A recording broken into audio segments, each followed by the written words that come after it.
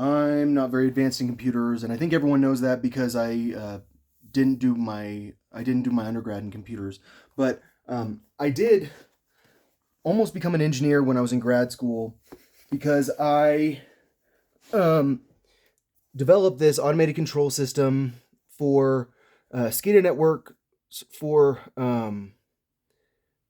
wait, what am I allowed to talk about this? I think I am because I developed it for my SCADA class. I developed a different network for a different class that might have had similar things, and I'm not allowed to talk about that one. Anyways, so in this network, there's an air gap so that I can have a backup network. And I invented the idea of a backup network, even though the moment I talked about it, the engineer that I worked with was like, that's called a backup network. So I didn't actually invent it. And but I also have an IDS there. And the IDS would definitely require a power source because the IDS would be very memory hungry and computationally hungry. And this is for a pretty um, simple network. This is for a simple automated control system. All this is doing, like, this is actually that's a blockchain network that I developed. I invented the idea of using a blockchain backup network, which is so freaking unnecessary. It's like the worst. It's like the worst idea ever because it's so hard to implement unless you already have the software. Um, but and it's probably actually it definitely is more resource hungry than a general backup network, and probably a general backup network's fine. Um, all right, so what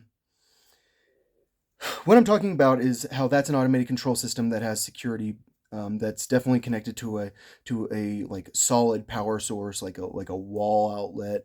Like there's electricity. An electrician came and installed electricity there and knew how many volts you were going to be using at once. Maybe if it's that kind of a project. Like if it was like if you have like a whole room full of servers. Which probably wouldn't need a whole room full of servers for that one, then you definitely would need an engineer there. But there, I'm not. All right. So all I'm saying is that has security built into it. But now we have to think about what a Tesla robot is. Like it's a fully autonomous control system. Like it's like the ultimate autonomous control system.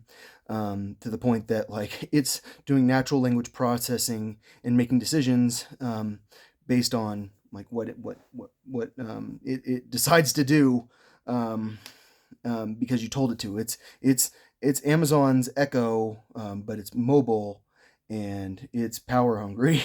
It's gonna charge in the Tesla. I'm sure when it's driving, the Tesla car is gonna charge it. And it's going to be charging usually unless you call it or something. And I'm sure that you're going to be able to control it wirelessly. I'm guessing you can control it with the phone or something like that. There has to be a way of shutting off this thing with a real controller. And so if it's not connected to anything, it's going to have wireless security, but it's also hackable. And when I'm talking about this system right here that I'm showing that's a SCADA system, it's definitely wired, but it doesn't have to be wireless. I have a wireless version of it. Wait, no, that one's actually wireless. Oh, wait, no, isn't is it? I don't think so. I can't. Yeah, it's not wireless, but it definitely goes to. I don't know. I'm not gonna look at it right now because I'm gonna end up distracted. All I'm saying is there's some wireless there, and so what I'm talking about is whether or not you can hack a Tesla robot, and whether or not they can stop you from hacking a Tesla robot, and how much confidence they have in your ability to stop their ability to stop you from hacking a Tesla robot. Because a military person talked to me once and he told me that anytime he goes to like anywhere with a lot of people, like an airport, he always shuts off his Bluetooth and Wi-Fi, and I always shut off my Bluetooth and Wi-Fi like if I'm in public. So um, all I'm saying is I'm pretty sure this thing is going to use Wi-Fi or some sort of I mean I would think it would have to go through a server. Like I would think that like if you're actually using the phone or unless you're going to connect to it through Bluetooth or the Wi-Fi. But all I'm saying is what happens when people start hacking this thing and turning it making it like you're like AI scary. Yeah, well, I was talking about people are scary. What happens when people make this robot do things that like it is against the rules for it to do because like because the robot's executing code that like it's never executed. So there are no rules like where I don't know how I'm not that much of an expert on it. All I know is that like what robots are is like a super automated control system, and